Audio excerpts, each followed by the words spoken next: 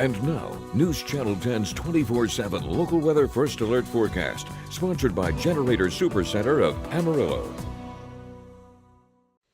Well, good Wednesday morning, everyone. I'm meteorologist Sheldon Brashears here checking in with a look at those morning temperatures where it's not that cool out there as we should be in the mid-20s this time of day and this time of year, but you're going to notice 39 out there. A few places are actually hanging out there in the 40s here as we start out this morning. Wind chills make it feel just a little bit cooler, but overall temperatures well above average for this time of year, but still, of course, probably going to want the jacket as you head out the door.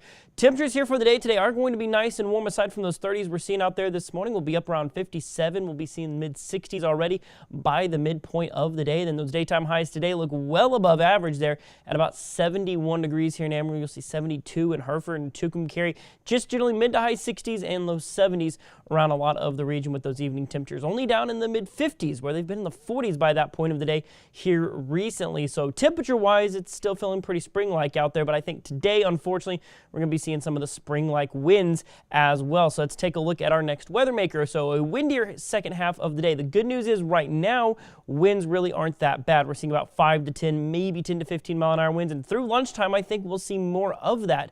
But let's take a look at our upper level setup here where we're going to be seeing a low pressure system way north of us. So of course that's bringing in drier air, not kicking up any storms or rain showers or anything like that. But it is going to kick up some pretty stout gusts as it does bring in those stronger winds. As we're going to see peak gusts 35 to 40 plus up in the northwestern parts of the area, 20 to 30 miles an hour for us here in the central parts of the Panhandle, and then about 15 to 20 further off towards the southeast. And then on the backside of that system, we're going to see a cold front get kicked out of the north for your Thursday. That'll drop highs down into the 50s for a good chunk of the area. So it will be cooler than today, but still technically above average. So let's look at our wind tracker here. So there's those single-digit wind speeds out there for this morning. You'll notice by lunchtime they're still relatively light, except for up in the northwest. That's where those winds kick into gear earlier.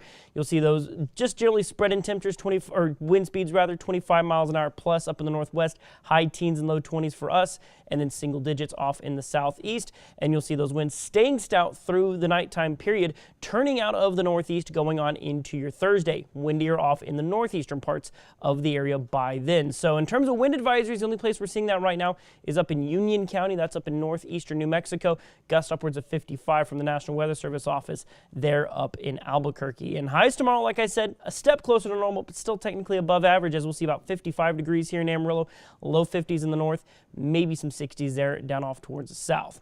Looking at your 7-day supercast, we got those 70s today, 50s tomorrow, but then we're right back in the 70s there as you go into your Friday and Saturday. Now, it does say Saturday night's low is 0. That's a technical glitch on our end. We're generally going to be seeing those lows in the 30s and low 40s out there, so it's not going to be devastatingly cold. It's not going to be 0 out there. That's a technical glitch on our end. We will get that fixed. We'll see 58 for your first day of winter there on Sunday, and then mid-70s as you go on into the early parts of next week as we get closer to Christmas, which is looking warmer and drier.